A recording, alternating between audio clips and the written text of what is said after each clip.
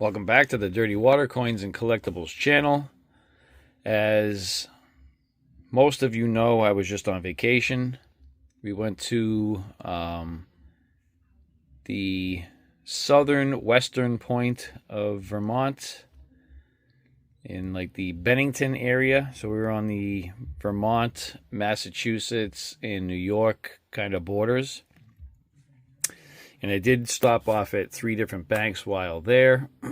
This one here, I've never seen a penny box like this. This is kind of like a bank box. It was like their own box. And I was able to get, this was from the Heritage Family Credit Union. And I believe this was also in Bennington. And they were all customer wrapped. I don't really have a great feeling about these because I think a lot of them were hunted already. This looks like somebody, maybe a Bates. There are some with like X's on them. This is a wrapped one. Let's see, there's like an X on it. So I do believe they were hunted already. Now what they were hunted for, I'm not sure. They were probably hunted for wheats. Possibly copper.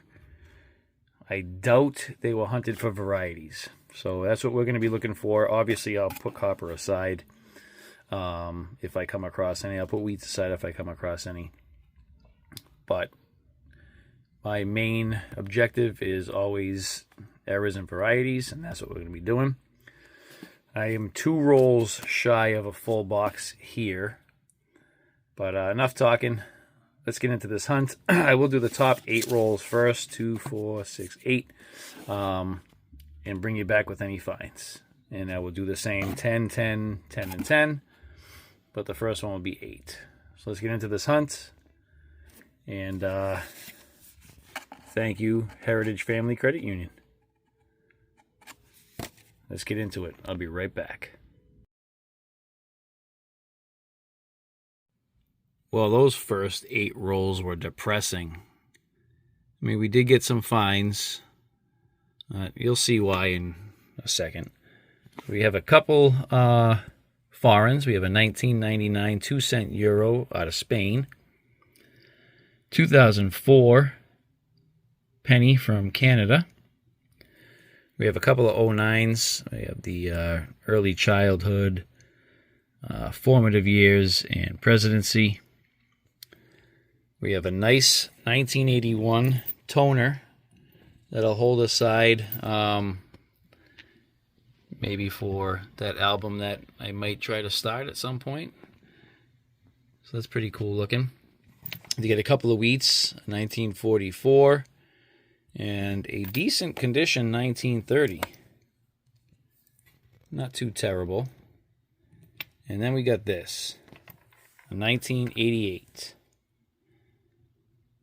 That obverse is decent, and the reverse is annihilated. Look at that. And the worst part of it is if I put it under the scope, we have the flared G. Oh, that's terrible. So you can see the G actually comes down a little bit here and flares out this way. So if I take a couple of other 1988s that I have, we have this one that also was like a parking lot coin. You can see the FG is kind of straight. I have another 88 I have held aside, and that FG is straight. This FG, however, is the good FG, and we got robbed on that one. That's terrible, because this coin is just trashed. So bad. Nice little die crack right there. Oh, look at that. It makes me want to cry. All right. Let's get into the next 10 rolls. Hopefully we come across something cool. Be right back. Let's see what we got for copper. Feels light. 241.8 grams. Again, there was only 8 rolls though, so we could have picked up a couple more with the other 2 rolls, but still light. Let's get into the next 10. I'll be right back.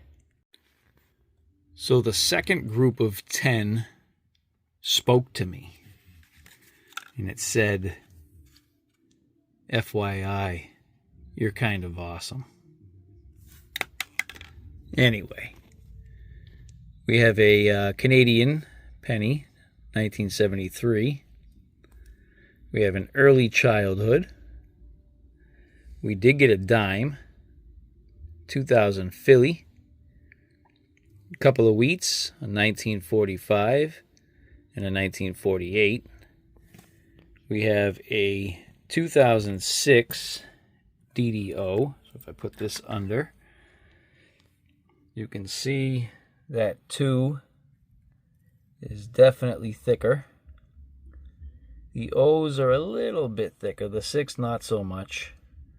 And there's really nothing else going on with this. Tried to look for the doubled ear. I don't see that. Just trying to see if there's any markers that I can check later.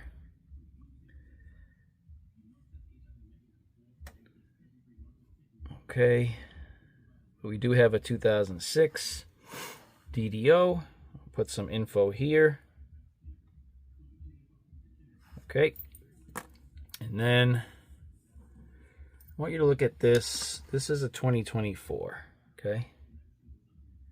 And United, the bottom of the letters, like the bottom of the N, bottom of that I, there's no real notching, but they do look thicker.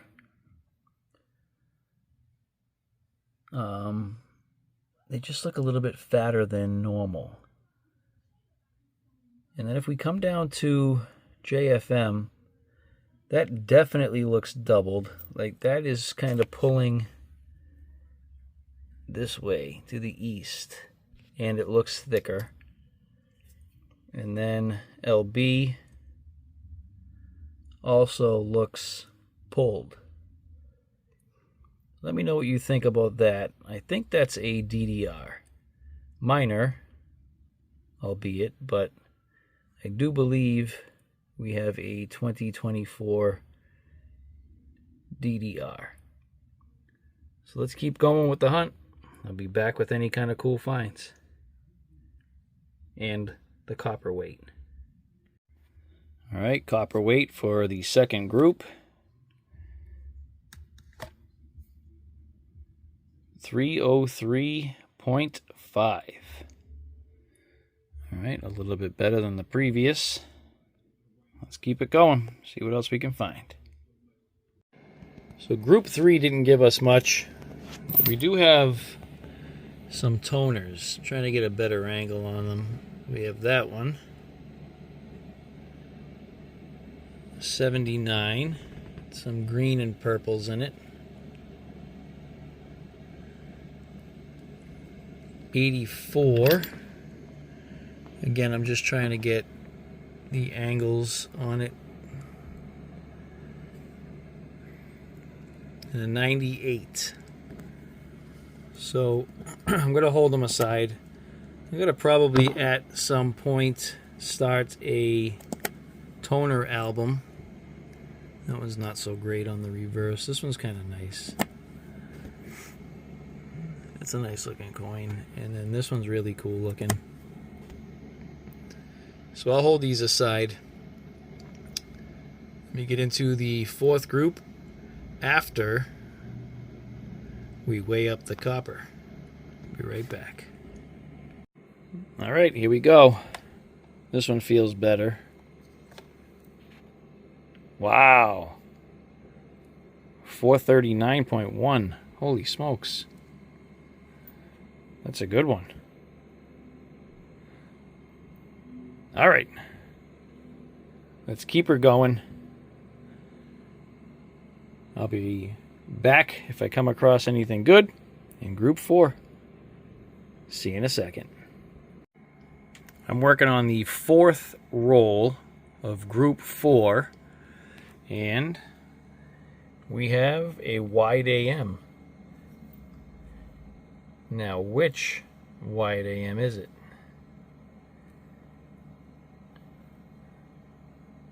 The reverse looks good. The obverse, not so much. We've got scars, and the left side doesn't look so bad. This side, we got gouging in the hair right there. And some gouging right here. And we got a 2000.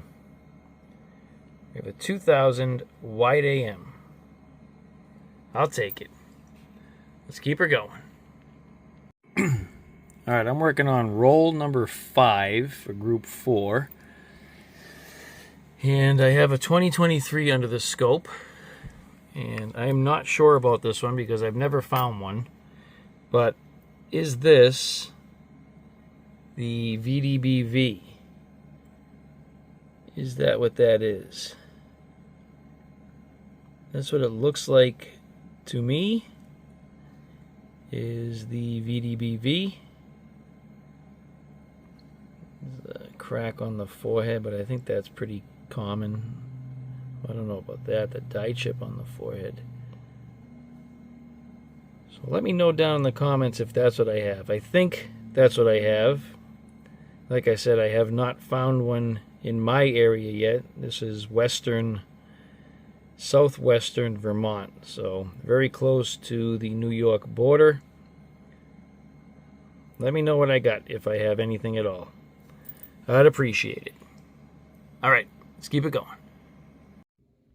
Just finished up the 4th group.